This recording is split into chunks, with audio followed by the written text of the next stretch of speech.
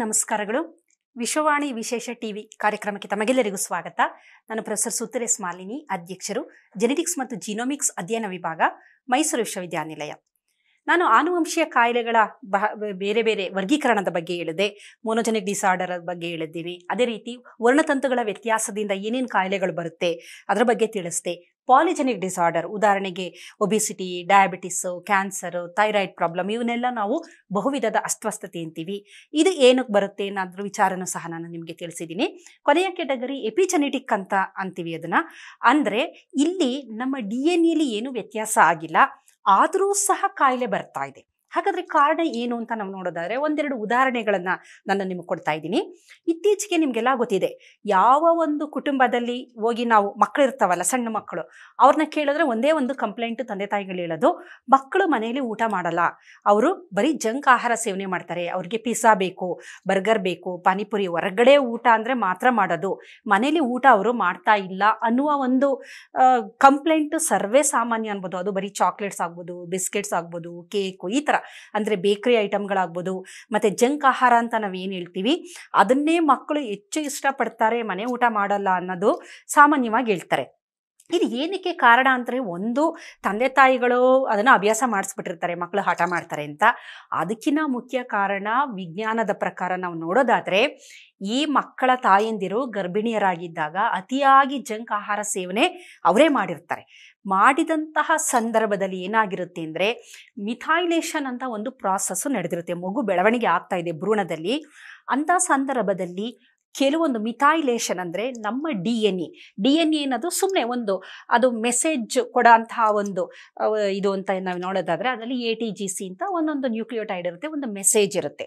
ಇಲ್ಲಿ DNA ಬದಲಾವಣೆ ಇಲ್ಲ, ಆದರೆ DNA ಜೊತೆಲಿ ಒಂದೊಂದು ಪ್ರೋಟೀನ್ಗಳಿರುತ್ತೆ, ಹಿಸ್ಟೋನ್ಸ್ ಅಂತ. ಈ ಪ್ರೋಟೀನ್ಗಳಲ್ಲಿ ಬದಲಾವಣೆಗಳು ಆಗ್ತಾ ಇದೆ. ಈ ಬದಲಾವಣೆ ಆಗಿರೋದ್ರಿಂದ ಕೆಲವೊಂದು ಜೀನ್ಗಳು ಅವು ಎಕ್ಸ್ಪ್ರೆಸ್ ಆಗಿಲ್ಲ, ಕೆಲವೊಂದು ಜೀನ್ಗಳು ಓವರ್ ಎಕ್ಸ್ಪ್ರೆಸ್ ಆಗಿದೆ. ಇದಕ್ಕೆ ಕಾರಣ ಕೆಲವೊಂದು ಗ್ರೂಪು, ಈಗ ಕೆಲವೊಂದು ರಾಸಾಯನಿಕ ಗುಂಪು ಅಂತ ಹೇಳ್ಬೋದು. Methyl group, acetyl group, phosphate group, ubiquitination ಅಂತೆಲ್ಲ ಅಂತೀವಿ. ಈ ಥರದ್ದು ಆ ಒಂದು ಪ್ರೋಟೀನ್ ಜೊತೆ ಬೈಂಡ್ ಆಗಿಬಿಟ್ಟು ಒಂದು ಜೀನ್ ಇದೆ, ಆ ಜೀನು ತುಂಬ ಇಂಪಾರ್ಟೆಂಟು, ಅದು ಎಕ್ಸ್ಪ್ರೆಸ್, ಅದು ಪ್ರಕಟವಾಗಬೇಕು, ಆದರೆ ಆಗೋಕ್ಕೆ ಬಿಡ್ತಾ ಇಲ್ಲ. ಇಂಥ ಸಂದರ್ಭದಲ್ಲಿ DNA ಏನು ಚೇಂಜ್ ಆಗಿಲ್ಲ, ಮೆಸೇಜ್ ಎಲ್ಲ ಸರಿ ಇದೆ, ಆದರೂ ಸಹ ಕಾಯಿಲೆ ಬರ್ತಾ ಇದೆ. ಇಲ್ಲಿ ಈ ತಾಯಂದಿರು, ಗರ್ಭಿಣಿ ತಾಯಂದಿರು ಯಾವಾಗ ಜಂಕ್ ಆಹಾರನೇ ಸೇವನೆ ಮಾಡ್ತಾ ಇದ್ದಾರೆ, ಆ ಮಿಥೈಲೇಷನ್ ಪ್ರಾಸೆಸ್ ಆಗಿ ಈ ಮಗು ಹುಟ್ಟುವ ಮಗುವು ಸಹ ಅದಕ್ಕೂ ಸಹ ಒಳ್ಳೆಯ ಆಹಾರ ಅದಕ್ಕೆ ಇಷ್ಟ ಆಗ್ತಾ ಇಲ್ಲ, ಅದು ಈ ಜಂಕ್ ಆಹಾರವನ್ನೇ ಸೇವನೆ ಮಾಡ್ತಾ ಇದೆ. ಇದನ್ನು ನಾವು ಎಪಿಜೆನೆಟಿಕ್ ಫಿನಾಮಿನನ್ ಅಂತ ಕರಿತೀವಿ. ಅಂದರೆ ಇಲ್ಲಿ DNA ಬದಲಾವಣೆ ಆಗ್ತಾ ಇಲ್ಲ, ಆದರೆ ಮಗುವಿನ ಆರೋಗ್ಯದಲ್ಲಿ ಬದಲಾವಣೆ ಆಗ್ತಾ ಇದೆ, ಮಗುವಿನ ನಡವಳಿಕೆಯಲ್ಲೂ ಸಹ ಬದಲಾವಣೆಗಳನ್ನು ನಾವು ನೋಡ್ಬೋದು. ಇದೇ ರೀತಿ ಇತ್ತೀಚೆಗೆ ನಾವು ನೋಡ್ತಿರೋ ಹಾಗೆ ಮಕ್ಕಳುಗಳು ತುಂಬ ಅವರು ಮಾನಸಿಕವಾಗಿ ಅಂಥ ಒಂದು ಸದೃಢರಾಗಿಲ್ಲ, ಎಲ್ಲೋ ಒಂದು ಮಕ್ಕಳಿಗೆ ತೊಂದರೆಗಳು ಜಾಸ್ತಿ. ಎಲ್ಲ ಒಂದೊಂದೇ ಮಗು ಕುಟುಂಬದಲ್ಲಿ ತುಂಬ ಮುದ್ದಿನಿಂದ ಬೆಳೆಸಿರ್ತಾರೆ. ಸಮಸ್ಯೆ ಅಂದರೆ ಏನು ಅಂತಲೇ ಗೊತ್ತಿರೋದಿಲ್ಲ, ಸಣ್ಣ ಸಣ್ಣ ಸಮಸ್ಯೆಗಳು ದೊಡ್ಡದಾಗಿ, ಅಂದರೆ ಬದನೆಕಾಯಿನ ಬ್ರಹ್ಮರಾಕ್ಷಸ ಮಾಡ್ತೀವಿ ಅಂತಾರಲ್ಲ, ಆ ಥರ ಸಣ್ಣ ಸಮಸ್ಯೆನ ದೊಡ್ಡ ಸಮಸ್ಯೆ ಅಂತೇಳಿ ಆ ಸಮಸ್ಯೆಯನ್ನು ನಿಭಾಯಿಸೋಕ್ಕಾಗದೆ, ಹೊರಬರೋಕ್ಕಾಗದೆ, ಅದು ಸ್ಯೂಸೈಡಲ್ ಅಟೆಂಪ್ಟ್ ಆಗಿರ್ಬೋದು, ಅಥವಾ ತುಂಬ ಡಿಪ್ರೆಷನ್ಗೆ ಹೋಗೋದೇ ಅಂಥದ್ದಾಗಲಿ, ಅಥವಾ ಹೈಪರ್ ಆ್ಯಕ್ಟಿವಿಟಿ ಮಕ್ಕಳುಗಳಲ್ಲಿ ಈ ಥರದ್ದನ್ನು ಅತಿ ಹೆಚ್ಚಾಗಿ ನೋಡ್ತಾ ಇದ್ದೀವಿ. ಮೊದಲು ಡಿಪ್ರೆಷನು, ಖಿನ್ನತೆ, ಆತಂಕ, ಭಯ ಅನ್ನೋದು ತುಂಬ ಎಲ್ಲೋ ಅಪರೂಪ. ಅಂದರೆ ಇತ್ತೀಚೆಗೆ ಒಂದು ನಾರ್ಮಲ್ ಅನ್ನುವ ಮಗು, ಸಾಮಾನ್ಯವಾಗಿದೆ, ಆರೋಗ್ಯವಂತವಾಗಿದೆ ಮಗು ಅಂತ ಹೇಳೋದೇ ಕಷ್ಟ. ಕಾರಣ ಮಕ್ಕಳಲ್ಲಿ ಈ ಥರ ಒಂದು ಫೋಬಿಯಾಗಳಾಗಿರ್ಬೋದು, ಭಯ ಆಗಿರ್ಬೋದು, ಆತಂಕ, ಒಂದು ಖಿನ್ನತೆ ಅಥವಾ ಸ್ಯೂಸೈಡಲ್ ಟೆಂಡೆನ್ಸಿ, ಇದೆಲ್ಲ ಇತ್ತೀಚೆಗೆ ತುಂಬ ಜಾಸ್ತಿ ಆಗ್ತಾ ಇದೆ. ಅದರ ಕಾರಣ ಹುಡುಕ್ತಾ ಹೋದಾಗ ನಾವು ಎಪಿಜೆನೆಟಿಕ್ ಫಿನಾಮಿನನ್ ಅಂದರೆ ಕೆಲವೊಂದು ಜೀನ್ಗಳು ಎಕ್ಸ್ಪ್ರೆಸ್ಸೇ ಆಗದೇ ಇದ್ದಾಗೆ ಕೆಲವೊಂದು ರಾಸಾಯನಿಕ ಗುಂಪು ಅದರ ಮೇಲೆ ಕೂತಿರುತ್ತೆ, ಆ ಜೀನ್ ಎಕ್ಸ್ಪ್ರೆಸ್ ಆಗಬೇಕು. ಇನ್ನೂ ಕೆಲವು ಜೀನ್ಗಳು ಅದು ಓವರ್ ಎಕ್ಸ್ಪ್ರೆಸ್ಸು, ಅಲ್ಲಿ ಆ ರಾಸಾಯನಿಕ ಗುಂಪು ಇಲ್ಲ, ಹಾಗಾಗಿ ಅದು ಓವರ್ ಎಕ್ಸ್ಪ್ರೆಸ್. ಅಂದರೆ ಇಲ್ಲಿ ನಮಗೆ ಬೇಡದಿರೋದು ಜಾಸ್ತಿ ಆಗ್ತಿದೆ, ಬೇಕಾಗಿರೋದು ಇಲ್ಲವೇ ಇಲ್ಲ. ಆ ಥರ ಅತಿವೃಷ್ಟಿ ಅನಾವೃಷ್ಟಿ ಅಂಥೇಳಿ ಒಂದು ಬೇಕಾಗಿರೋದೇ ಇಲ್ಲ, ಇನ್ನೊಂದು ಕಡೆ ಜಾಸ್ತಿ ಇದೆ. ಇಂಥ ಸಂದರ್ಭದಲ್ಲೂ ಇದೆಲ್ಲ ಓವರಾಲ್ ಆಗಿ ಆ ಮಗುವಿನ ಆರೋಗ್ಯದ ಮೇಲೆ ಎಲ್ಲೋ ಒಂದು ಕಡೆ ಪರಿಣಾಮ ಬೀರ್ತಾ ಇದೆ. ಇದಕ್ಕೆ ಇನ್ನೊಂದು ಬಹಳ ಉತ್ತಮವಾದ ಉದಾಹರಣೆ ನಾವು ಕೊಡಬೇಕು ಅಂತಂದರೆ, ಯಾಕೆ ಈಗಿನ ಮಕ್ಕಳಿಗೆ ಆ ಒಂದು ಇನ್ಸೆಕ್ಯೂರ್ ಫೀಲಿಂಗ್ ಇದೆ ಆ ಮಕ್ಕಳುಗಳು ತುಂಬ ಒಂದು ಸಮಸ್ಯೆಯಲ್ಲಿ ಸುಳಿದಾಡುತ್ತೆ. ಆ ಮಕ್ಕಳಿಗೆ ಆ ಸಮಸ್ಯೆಯಿಂದ ಈಚೆ ಬರೋಕ್ಕೆ ಏನಕ್ಕೆ ಆಗ್ತಾ ಇಲ್ಲ ಅಂದರೆ, ಅದಕ್ಕೆ ಉತ್ತಮವಾದ ಉದಾಹರಣೆ ಅಂದರೆ ಇತ್ತೀಚೆಗೆ ತಾಯಂದಿರು ಮೊದಲೆಲ್ಲ ಮಕ್ಕಳನ್ನ 2-3 ವರ್ಷದವರೆಗೆ 2 ವರ್ಷದವರೆಗೂ ಅವಕ್ಕೆ ಒಂದು ಸ್ತನಪಾನ ಮಾಡ್ತಾ ಇದ್ರು. ಇದರಿಂದಾಗಿ ತಾಯಿ ಮತ್ತು ಮಗುವಿನ ಇಂಟಿಮೆಸಿ ಚೆನ್ನಾಗಿರ್ತಾ ಇತ್ತು. ಮತ್ತು ಆ ಮಗುವಿಗೆ ಒಂದು ರೋಗ ನಿರೋಧಕ ಶಕ್ತಿ ಸಿಗ್ತಾ ಇತ್ತು. ಕುಟುಂಬದಲ್ಲಿ ಮಗುವನ್ನ ಎಲ್ಲ ಕೇರ್ ಮಾಡ್ತಿದ್ರು, ಅದ್ರ ಜೊತೆ ಸೋಷಲ್ ಆಗಿ ಇರ್ತಾ ಇದ್ರು. ಆದರೆ ಇತ್ತೀಚೆಗೆ ಏನಾಗ್ತಾ ಇದೆ ಅಂದರೆ, ಮಹಿಳೆಯರು ಉದ್ಯೋಗಸ್ಥ ಮಹಿಳೆಯರಾಗಿರೋದ್ರಿಂದ ಕೇವಲ 3-4 ತಿಂಗಳಿಗೆ ಮಗುವನ್ನು ಬಿಟ್ಟೋಗುವಂಥ ಪರಿಸ್ಥಿತಿ, ಅಂದರೆ ಆ ತಾಯಿಯ ಜೊತೆ ಆ ಮಗುವಿನ ಇಂಟಿಮೆಸಿ ಏನಿದೆ ಅದು ತುಂಬ ಕಮ್ಮಿ ಆಗ್ತಾ ಇದೆ. ಇದರ ಜೊತೆಯಲ್ಲಿ ಆ ಮಗುವಿನ ನೋಡ್ಕೊಳ್ಳೋದು ಬೇರೆ ಯಾರೋ ಇರ್ತಾರೆ. ಅಂಥ ಸಂದರ್ಭದಲ್ಲಿ ಏನಾಗ್ತಿದೆ ಅಂದರೆ, ಆ ಮಿಥೈಲೇಷನ್ ಪ್ರಾಸೆಸ್ಸು ಸರಿಯಾಗಿ ಆಗದ ಕಾರಣ, ಅಂದರೆ ಕೆಲವೊಂದು ಜೀನ್ ಇರುತ್ತೆ ಅದನ್ನು ಸಪ್ರೆಸ್ ಮಾಡಬೇಕು. ಅದು ಜಾಸ್ತಿ ಓವರ್ ಎಕ್ಸ್ಪ್ರೆಸ್ ಆಗಿಬಿಟ್ರೆ ಡಿಪ್ರೆಷನ್ಗೆ ಹೋಗೋದು, ಸುಸೈಡಲ್ ಟೆಂಡೆನ್ಸಿ, ಹೈಪರ್ ಆ್ಯಕ್ಟಿವಿಟಿ ಇದೆಲ್ಲ ಆಗುತ್ತೆ. ಅದು ಆಗಬಾರ್ದು ಅಂತಂದರೆ ಮಗುವನ್ನು ತಾಯಿ ತನ್ನ ದೇಹದ ಶಾಖದ ಜೊತೆಯಲ್ಲೇ ಇಟ್ಕೋಬೇಕು. ಇದಕ್ಕೆ ಬೇಕಾದಷ್ಟು ಉದಾಹರಣೆಗಳು, ಅಂದರೆ ಇದನ್ನು ಪ್ರೂವ್ ಮಾಡೋಕ್ಕೆ ಬೇಕಾದಷ್ಟು ಎಕ್ಸ್ಪೆರಿಮೆಂಟ್ಸ್ಗಳು ಮಾಡಿದ್ದಾರೆ. ಇಲಿಗಳ ಮೇಲೆ ಮಾಡಿದ್ದಾರೆ, ಮಂಗಗಳ ಮೇಲೆ ಮಾಡಿದ್ದಾರೆ, ಗಿನಿಪಿಗ್ ಮೇಲೆ.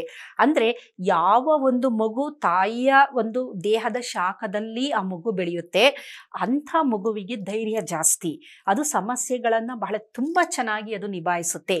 ಎಂಥ ಸಂದರ್ಭದಲ್ಲೂ ಎದೆಗುಂದೋದಿಲ್ಲ. ಸಮಸ್ಯೆಯನ್ನು ಅದು ಚಾಲೆಂಜ್ ಆಗಿ ತಗೊಂಡು ಸವಾಲು ಅಂತ ಸ್ವೀಕಾರ ಮಾಡಿ ಗೆಲ್ಲುತ್ತೆ. ಹಿಂದೆ ನೋಡಿರ್ಬೋದು ನಾವು, ಈಗ ನಮ್ಮ ದೇಶದಲ್ಲಿರುವ ದೊಡ್ಡ ದೊಡ್ಡ ಶ್ರೀಮಂತರುಗಳನ್ನ ನಾವು ನೋಡಿದಾಗ, ಆಗರ್ಭ ಶ್ರೀಮಂತರು ದೊಡ್ಡ ಒಂದು ಏನೋ ಸಾಧನೆ ಮಾಡಿದವರು ಅಂತ ನಾವು ನೋಡೋದಾದರೆ, ಅತ್ಯಂತ ಒಂದು ಬಹಳ ಬಡತನದಿಂದ ಬೇಕಾದಷ್ಟು ಸಮಸ್ಯೆಗಳನ್ನು ಎದುರಿಸಿ ಗೆದ್ದು ಬಂದಂಥ ವ್ಯಕ್ತಿಗಳಾಗಿರ್ತಾರೆ ಅವರ ಕುಟುಂಬದ ಹಿರಿಯರು. ಕಾರಣ ಏನಂತಂದರೆ, ಅಲ್ಲಿ ಅವರಿಗೆ ಒಂದು ಸೆಕ್ಯೂರ್ಡ್ ಫೀಲಿಂಗ್ ಇದೆ. ತಂದೆ ಕಡೆಯಿಂದನೂ ಸೆಕ್ಯೂರ್ಡ್ ಫೀಲಿಂಗು, ತಾಯಿ ಕಡೆಯಿಂದನೂ. ಕಾರಣ ಏನಂತಂದರೆ, ತಾಯಿ ಮಗುವನ್ನು ಎಷ್ಟು ತನ್ನ ಜೊತೆಯಲ್ಲೇ ಬೆಳೆಸ್ಕೊಳ್ತಾ ಬರ್ತಾಳೆ, ಎಷ್ಟು ಸಾಧ್ಯ ಆಗುತ್ತೋ ಅಷ್ಟು ಕಾಲದವರೆಗೆ. ಅಂಥ ಮಕ್ಕಳಲ್ಲಿ ಈ ಎಪಿಜೆನೆಟಿಕ್ ಫಿನಾಮಿನಾ ಅಂತ ನಾನು ಏನು ಹೇಳಿದೆ, ಈ ಮಿಥೈಲ್ ಗ್ರೂಪ್ಗಳು ಅದಕ್ಕೆ ಆ್ಯಡ್ ಆಗೋದು, ಅದು ಕಡಿಮೆ ಆಗೋದ್ರಿಂದ, ಅಂದರೆ ಕೆಲವೊಂದು ಜೀನ್ಗೆ ಬೇಕು, ಕೆಲವೊಂದಕ್ಕೆ ಬೇಡ. ಅದು ಎಷ್ಟು ಬೇಕೋ ಅಷ್ಟು ಒಂದು ಕರಾರುವಕ್ಕಾಗಿ ನಡೀತಾ ಬರುತ್ತೆ. ಇದರ ಜೊತೆಯಲ್ಲಿ ಗರ್ಭಿಣಿ ತಾಯಿ ಆಕೆಯ ಒಳ್ಳೆಯ ಹವ್ಯಾಸಗಳನ್ನು ಇಟ್ಕೊಂಡಾಗ, ಮೊದಲೆಲ್ಲ ನಿಮಗೆ ಗೊತ್ತಿದೆ, ಬೇಕಾದಷ್ಟು ಇದಕ್ಕೆ ಪೂರಕವಾಗಿ ನಮ್ಮ ಪುರಾಣದಲ್ಲಿ ಕಥೆಗಳಿದೆ. ಹಿರಣ್ಯಕಶಿಪುವಿನ ಕಥೆನ ಕೇಳಿದಾಗ ಅವನ ಹೆಂಡತಿ ಕಯಾದು, ಆಕೆಗೆ ನಾರದರು ಬಹಳಷ್ಟು ಒಳ್ಳೆಯ ವಿಚಾರಗಳನ್ನು ಹರಿಯ ಬಗ್ಗೆ ತಿಳಿಸಿದಾಗ, ಹುಟ್ಟುವ ಮಗು ಅವನು ಪ್ರಹ್ಲಾದ ಹರಿಯ ಬಗ್ಗೆ ಒಂದು ಒಲವನ್ನು ಇಟ್ಕೊಂಡು ಭಕ್ತನಾಗಿ ಬೆಳೀತಾನೆ. ಅಂದರೆ ಒಬ್ಬ ರಾಕ್ಷಸನನ್ನು ಒಳ್ಳೆಯ ವ್ಯಕ್ತಿಯನ್ನಾಗಿ ಮಾಡುವ ಶಕ್ತಿ ಈ ಒಂದು ಎಪಿಜೆನೆಟಿಕ್ ಫಿನಾಮಿನಾ ಅಂತ, ಅದನ್ನೇ ನಾವು ಹೇಳೋದು. ಅಂದರೆ ಆ ಮಗು ಗರ್ಭಾವಸ್ಥೆಯಲ್ಲಿದ್ದಾಗ ಅದು ಎಲ್ಲದನ್ನು ಕೇಳುವ ಅದಕ್ಕೆ ಸಾಮರ್ಥ್ಯ ಇರುತ್ತೆ. ಅದು 7ನೇ ತಿಂಗಳಲ್ಲಿ ಹೊರಗಡೆಯ ಶಬ್ದವನ್ನು ಸಹ ಅದು ಗ್ರಹಿಸುವಂತಹ ಶಕ್ತಿಯನ್ನು ಹೊಂದಿರುತ್ತೆ. ಅದನ್ನು ನಾವು ಎಪಿಜೆನೆಟಿಕ್ ಅಂತ ಅಂತೀವಿ. ಅಂದರೆ ಒಳ್ಳೆಯದನ್ನು ನೋಡೋದು, ಒಳ್ಳೆಯದನ್ನು ಕೇಳೋದು, ಶ್ರವಣ ಮನನ, ಮಾತಾಡೋದೇ ಆಗಲಿ, ಒಳ್ಳೆಯ ಮಾತುಗಳು, ಒಳ್ಳೆಯದು ಕೇಳೋದು, ಒಳ್ಳೆಯದು ನೋಡೋದು, ಇಂಥದ್ರಿಂದ ಏನಾಗುತ್ತೆ ಅಂದರೆ ಈ ಒಂದು ಮಿಥೈಲ್ ಗ್ರೂಪ್ ಆ್ಯಡ್ ಆಗೋದು ಅಥವಾ ಆಗದೇ ಇರೋದು, ಅಂದರೆ ಎಷ್ಟು ಬೇಕೋ ಅಷ್ಟು ಅದು ಸರಿಯಾದ ಕ್ರಮದಲ್ಲಿ ನಡೆಯುತ್ತೆ. ನಮಗೆಲ್ಲ ಆಶ್ಚರ್ಯ ಆಗ್ಬೋದು ಕೆಲವೊಂದು ಸಂದರ್ಭದಲ್ಲಿ. ಸ್ವಾತಂತ್ರ್ಯ ಹೋರಾಟ ನಡಿಬೇಕಾದ್ರೆ ಲಕ್ಷಾಂತರ ರಾಷ್ಟ್ರ ಪ್ರೇಮಿಗಳು ದೇಶದ ಸ್ವಾತಂತ್ರ್ಯಕ್ಕಾಗಿ ಹೋರಾಡಿದ್ರು. ಅದರಲ್ಲೂ ಅಪ್ರತಿಮ ರಾಷ್ಟ್ರ ಪ್ರೇಮಿಗಳನ್ನು, ಭಕ್ತರನ್ನು ನಾವು ನೋಡ್ತೀವಿ. ಅವರ ಧೈರ್ಯ, ಶೌರ್ಯ ಇದೆಲ್ಲ ನೋಡಿದಾಗ ನಮಗೆ ತುಂಬ ಆಶ್ಚರ್ಯ ಆಗುತ್ತೆ. ಅಟ್ ಎ ಟೈಮು ಎಲ್ಲ ಹೆಂಗೆ ಬಂದ್ಬಿಟ್ರಪ್ಪ ಇವರು ಅಂತ ನಾವು ನೋಡೋದಾದರೆ, ಅವರ ಹುಟ್ಟನ್ನು ನಾವು ನೋಡಿದಾಗ ಅವರ ತಾಯಂದಿರು ಒಂದು ಸತ್ಯಾಪರರಾಗಿರ್ತಾರೆ, ದೇಶ ಪ್ರೇಮಿಗಳಾಗಿರ್ತಾರೆ. ಒಳ್ಳೆಯದನ್ನು ಮಗು ಗರ್ಭಾವಸ್ಥೆಯಲ್ಲಿದ್ದಾಗಲೇ ಗರ್ಭ ಸಂಸ್ಕಾರ ಅಂತಾರೆ ಅದನ್ನು ಕೊಡ್ತಾ ಬಂದಿರ್ತಾರೆ. ದೇಶದ ಬಗ್ಗೆ ಪ್ರೀತಿನ ಬೆಳೆಸ್ತಾರೆ. ನೀನು ದೇಶಕ್ಕಾಗಿ ಹೋರಾಡಬೇಕು, ನೀನು ಹುಟ್ಟಿ ನೀನು ದೊಡ್ಡವನಾಗಿ ನಮಗೆ ಸ್ವಾತಂತ್ರ್ಯ ತಂದು ಕೊಡಬೇಕು ಅನ್ನೋದನ್ನ ಅದು ಭ್ರೂಣಾವಸ್ಥೆಯಲ್ಲೇ ಮಗುವಿಗೆ ಆ ಒಂದು ಇನ್ಸ್ಟ್ರಕ್ಷನ್ಗಳನ್ನು ಕೊಡೋದ್ರಿಂದ ಆ ಮಗುವು ಅಲ್ಲಿಂದನೇ ಅದನ್ನು ಬೆಳೆಸ್ಕೊತಾ ಬರುತ್ತೆ. ನಂತರ ನೀವು ನೋಡಿರ್ಬೋದು, ಬೇಕಾದಷ್ಟು ಜನ, ಅವರ ಹೆಸರನ್ನು ಲಿಸ್ಟ್ ಮಾಡೋಕ್ಕೆ ನಮ್ಮ ಕೈಲಿ ಸಾಧ್ಯ ಇಲ್ಲ.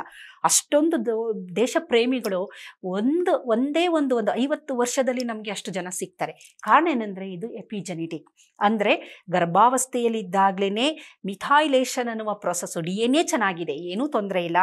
ಆದರೆ ಮಿಥೈಲೇಷನ್, ಅಸಿಟೈಲೇಷನ್, ಫಾಸ್ಫಾರಿಲೇಷನ್ ಅನ್ನುವ ಕೆಲವೊಂದು ರಾಸಾಯನಿಕ ಗುಂಪುಗಳನ್ನು ಆ್ಯಡ್ ಮಾಡೋದ್ರಿಂದ ಅಥವಾ ರಿಮೂವ್ ಮಾಡೋದ್ರಿಂದ ಬೆಳೆಯುತ್ತಿರುವ ಭ್ರೂಣ ಆಗಿರ್ಬೋದು, ಅದ್ಭುತವಾಗಿ ಅದು ಆರೋಗ್ಯಕರವಾಗಿರುತ್ತೆ, ದೈಹಿಕವಾಗಿ ಮಾನಸಿಕವಾಗಿ ಆರೋಗ್ಯವನ್ನು ಹೊಂದುವಂಥದ್ದು.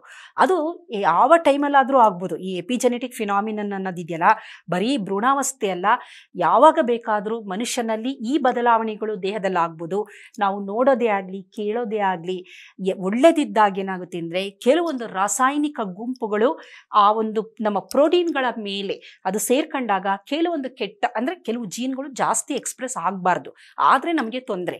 ಅತಿವೃಷ್ಟಿ ಅನಾವೃಷ್ಟಿ ಅಂತ ನಾನು ಏನು ಹೇಳಿದೆ, ಅದು ಆಗದೆ ಎಷ್ಟು ಪ್ರಮಾಣದಲ್ಲಿ ನಿಗದಿತವಾಗಿ ಆ ಜೀನುಗಳು ಪ್ರಕಟ ಆಗಬೇಕು ಅಷ್ಟೇ ಆಗೋದ್ರಿಂದ ಅದು ನಮ್ಮ ಆರೋಗ್ಯವನ್ನು ಕಾಪಾಡುತ್ತೆ. ಹಾಗಾಗಿ ಇವೆಲ್ಲ ಆನುವಂಶೀಯ ಕಾಯಿಲೆಗಳ ಹಲವಾರು ವಿಧಗಳು.